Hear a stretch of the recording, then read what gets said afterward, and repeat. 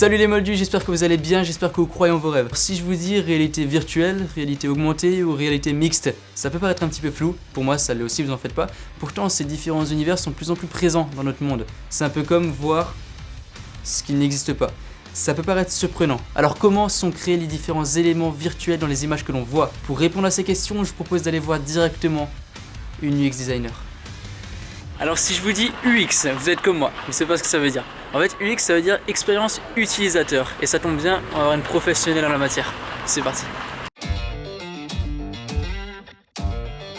Nous sommes dans une jeune entreprise parisienne qui a lancé une application de création d'expériences en réalité augmentée et virtuelle. Elle est devenue pionnière et leader dans la technologie de réalité augmentée avec une brillante équipe d'experts 3D. Nous rencontrons Alexia, une UX designer. Bonjour Donovan, bienvenue chez nous. Merci. Dis-moi, t'es en train de faire quoi avec ce casque? Là, je teste la dernière version de notre logiciel Minsight qui permet de créer facilement des expériences 3D directement dans un casque de réalité virtuelle ou augmentée. Alors j'avoue que j'y connais rien du tout. C'est quoi la différence entre réalité virtuelle et réalité augmentée? Alors c'est très simple, la réalité virtuelle c'est quand on met un casque et qu'on est complètement coupé de la réalité et on est dans un monde complètement virtuel. Alors qu'avec un casque comme celui-ci, on garde quand même un contact avec la réalité, mais des éléments virtuels sont ajoutés dans cette réalité. Ah et du coup c'est toi qui crée ça? Alors je vais t'expliquer, assieds-toi.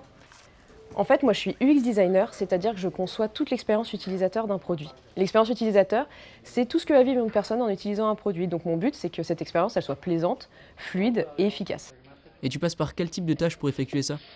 Donc déjà, j'étudie les besoins de notre population cible pour pouvoir permettre d'avoir une expérience pertinente. Ensuite, je fais du maquettage d'interface, je définis les interactions pour qu'ensuite le produit soit développé et je fais des tests utilisateurs pour vérifier que ça marche bien avec notre population cible. Ah du coup t'es un peu une voyante, tu sais à l'avance ce que les gens vont faire. Alors justement non, c'est pour ça qu'il faut bien étudier la population pour être sûr de coller vraiment à la réalité de nos utilisateurs. Et là c'est quoi ton planning de la journée? Bah là je pars en réunion, tu peux me suivre? Ah bah carrément. Cette application est faite pour les gens qui ne sont pas développeurs et qui n'ont pas de développeurs dans leurs équipes. Comme par exemple dans les musées où c'est très demandé pour avoir des expositions qui sortent de l'ordinaire. L'objectif de la réunion aujourd'hui c'est de savoir où en est le développement de Minsight sur un nouvel appareil, le Magic Leap. Et voilà, j'aimerais savoir où en est l'avancement de l'expérience utilisateur sur cet appareil. Bah pas de souci, je vais vérifier cet après-midi que le développement correspond bien au document de design et puis je te fais un retour. Ok, génial. Merci. Donc là, je suis avec Soraya qui est présidente de l'entreprise et Maëlys qui est chargée de relations partenaires culturels. Et le but, c'est pour moi, de cet après-midi, ça va être de vérifier que l'expérience utilisateur a bien été respectée dans le développement du logiciel. Donc ce qui est bien en étant UX designer, c'est qu'on travaille avec plein de métiers différents, en équipe, on peut tester plein de nouveaux appareils et on garde un contact avec l'humain, que ce soit avec les collègues ou avec les utilisateurs.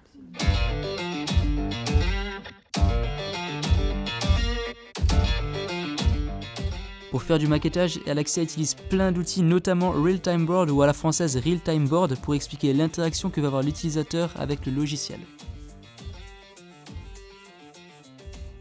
Ok, et du coup l'outil là qu'on voit sur ton écran, il sert à quoi? Bah là par exemple, c'est toutes les spécifications de l'expérience utilisateur qu'il y a dans Minsight.